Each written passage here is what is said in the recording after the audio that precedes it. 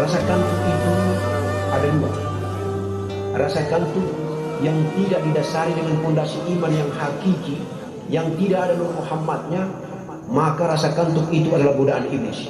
Tetapi rasa kantuk yang dipondasi, didasari oleh Nur Muhammad, insya Allah orang yang makom batinnya sudah baik, bagus adanya, maka sesungguhnya dalam tidurnya digenggam oleh zatnya Allah Subhanahu wa Ta'ala. Dan insya Allah kurang daripada genggaman itu, jedah waktu itu, kerongkongan ini kita rasa macam kering, jangan dulu minum air. Mudah-mudahan seperti itu, karena ada warid yang dikasih oleh Allah, hasil daripada wirid. Jedah itu dikasih warid oleh Allah. Itulah karomah yang diberikan Allah Subhanahu wa Ta'ala. Itulah hadiah dan oleh-oleh yang dikasih Allah Subhanahu wa Ta'ala kepada hambanya yang soleh, ahlul zikir, kepada mereka yang kuat berzikir, menyebut nama Allah Subhanahu wa Ta'ala. Maka jangan main-main gila dengan tidur. Jangan tidur kalau capek, hoka-hoka, ngorok, ngantuk, sembarang. Supaya dia bentuk seperti huruf alif tidur ini, napasnya itu keluar masuk itu bagus. Nafi dan isbatnya mantap. Katukkanlah mulut, biarkanlah dia keluar melalui napas alif yang ada di situ. Maka zikir nafi isbat bermain di situ.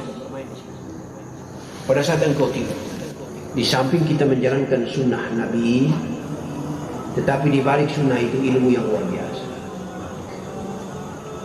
Bukan hanya sekedar menjalankan sunnah yang tidak ada isi, menjalankan sunnah tetapi mengandung makna dan ilmu Allah Subhanahu wa Ta'ala. Oleh karena itu pada saat bangun dari tidur, jangan langsung bangun dari jalan tidur. Bangun dari tidur, duduk dulu. Duduklah dulu baik-baik, renunglah dulu. Doalah kepada Allah Subhanahu wa Ta'ala. Alhamdulillahirabbil alamin, ya Allah, Engkau telah kembalikan aku dari zat. Engkau telah hidupkan aku lagi ya Rabbah. Engkau telah kembalikan aku dari negerimu ya Allah. Semalam Engkau telah persiarkan aku ke negerimu yang indah. Lalu jiwaku melanglang buana di negerimu, lalu aku melihat al-malakuti nur wa al-malakuti ruh. Aku berjalan di negeri yang para malaikat.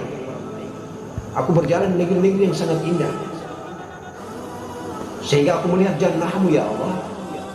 Sehingga aku melihat baitul ma'murmu ya Allah.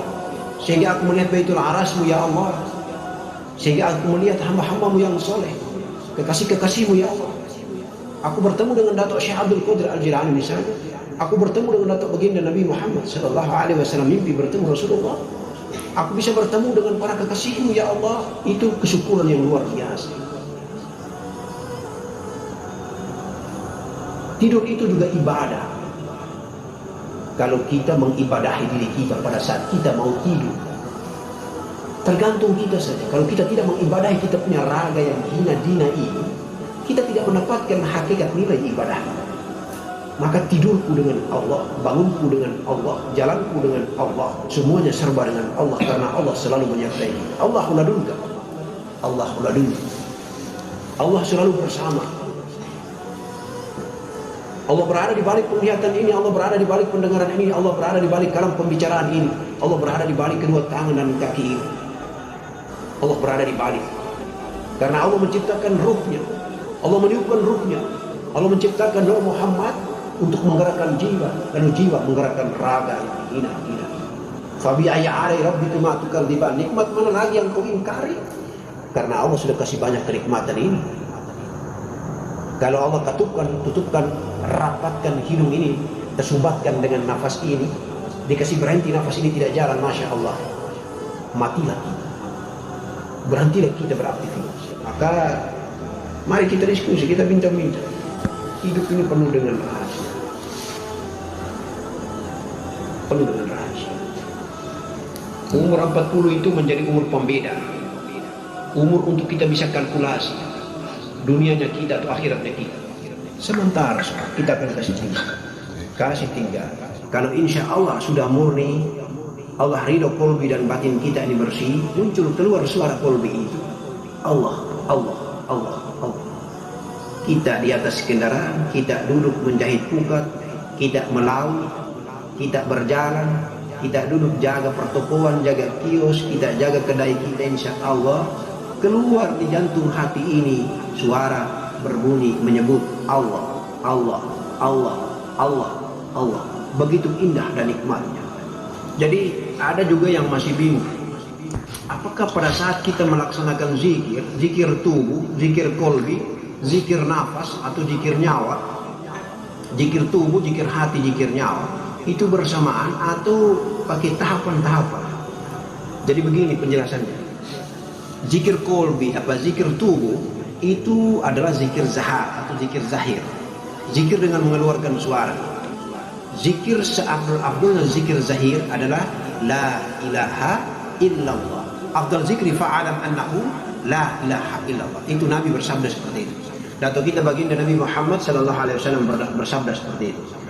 Sesungguhnya zikir yang paling afdal untuk afdal zikri fa'alam annahu la ilaha illallah. La ilaha illallah. Di dalam hadis qudsi Allah mengatakan bahwa sesungguhnya barang siapa masuk ke dalam bentengku dia akan aman. Bentengku itu adalah la ilaha illallah. La ilaha illallah ditimbang dengan bumi, maka sesungguhnya 70 derajat intifada beratnya. Lebih berat kalimat la ilaha illallah dibanding beratnya bumi ciptaan Allah Subhanahu wa taala yang indah. Seperti itu zikir zahir, zikir zahar dengan mengeluarkan suara. Zikir kolbi, mari kita gunakan zikir kolbi itu dalam pengajian kita. Ini adalah zikir Allah, tetapi di dalam hati saja, maka disebut dengan zikir hati atau zikir kolbi. Diamkan, katupkan mulutmu, kemudian kau dengarkan saja hatimu berzikir menyebut Allah, Allah, Allah, Allah, Allah, Allah. Lalu zikir yang ketiga disebut dengan zikir nyawa. Zikir nyawa itulah zikir nafi isbah, zikir nafas namanya. Zikir nafas itu ada dua. Yang satu nafi isbat, masuk disebut dengan nafi, keluar disebut dengan nafi, masuk disebut dengan isbat. Nafi itu zikir Allah, isbat itu zikir hu. Dan juga ada satu lagi cara atau metode zikir nafas dengan cara menahan nafas. Bertahan nafas itu. Tahanlah nafasmu, kemudian pada saat momen menahan nafas, zikirlah dengan zikir la ilaha illallah atau Allah atau hu. Kemudian larut di dalam rasa, tinggal rasa saja, maka muncul zikir lain. Seperti itu. Jadi sebenarnya tidak ada zikir yang namanya hu, tidak ada zikir yang namanya tidak ada zikir seperti itu. Zikir itu ada hanya la ilaha illallah dan zikir Allah. Dan zikir-zikir biasa yang diajarkan baginda Nabi Muhammad sallallahu alaihi wasallam. Zikir-zikir yang bersifat rahasia, zikir seperti hu, zikir seperti itu adalah merupakan dampak, imbas, akibat daripada larutnya zikir kita secara zahir, tenggelam di dalam kolbi. Larutnya zikir hati kita, tenggelam di dalam rasa. Seseorang itu kalau sudah masuk ke alam rasa, maka dia hanyut. La ilaha illallah sudah tidak terasa lagi. La ilaha illallah, Allah, Allah, Allah. Jadi la ilaha illanya sudah hilang. Yang ada cuma hanya Allah, Allah, Allah. Sampai dengan saking mencintainya dia dengan Allah, larut dia dengan cintanya dengan Allah, maka Allah itu sudah berganti hu. Seperti itulah ekspresi cinta. Apalagi kita mencintai Allah, larutlah kita dalam cinta terhadap Allah. Matikan kita dalam jasad kita, matikan kita dalam jiwa kita. Yang ada hanyalah rasa dan perasaan cinta. Akhirnya kita mabuk mencintai Allah, kita gila-gila mencintai Allah. Akhirnya sebutan kita sudah tidak sempurna lagi la ilaha illallah. Yang ada Allah, Allah, dan tiada, hilang, lenyap, tidak lagi berbentuk huruf ucapan kita, tetapi yang ada la hurfu wala hustin. Matilah hamba itu, binasalah hamba itu. Yang hidup hanyalah Maha Hidup, Allah Subhanahu wa taala. Paham ya? Jadi itu ekspresi cinta, itulah ekspresi berzikir. Ekspresi berzikir. Begitu juga rasa cinta melalui hati.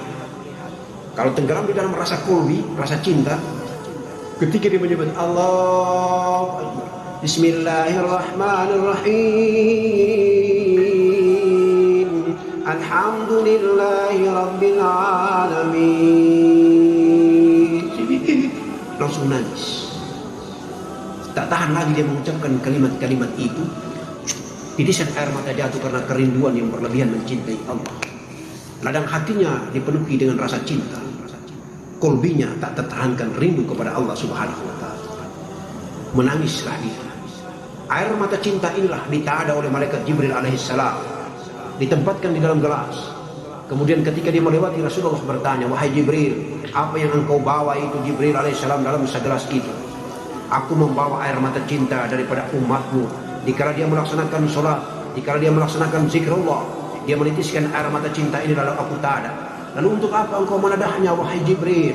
Jibril menjawab, ya Rasulullah, akan aku siramkan dan aku padamkan neraka jahim hanya karena dengan segelas cinta dari air mata milik umatmu. Oleh karena itu kalau engkau menitiskan air mata cinta, janganlah engkau membiarkan dia jatuh di bumi. Tadalah dengan kedua telapak tanganmu, hapuslah wajahmu dan seluruh anggota tubuh kasarmu, sehingga tubuh kasarmu itu haram disentuh oleh api neraka. Seperti itu. Itulah kaidah, itulah khasiat, itulah manfaatnya air mata cinta kepada Allah Subhanahu wa Ta'ala. Tapi bukan kita menangis karena berkanja-kanja. Menangis karena sengaja supaya dipuji orang, karena riak, takabur, ujub dan sombong supaya diangkat-angkat dipuji orang. Wih, dia kalau sholat menangis nih, cinta dia dengan Allah luar biasa, masya Allah, begitu salehnya. Itu sama saja mempertuhankan kesombongan, mempertuhankan diriku sendiri.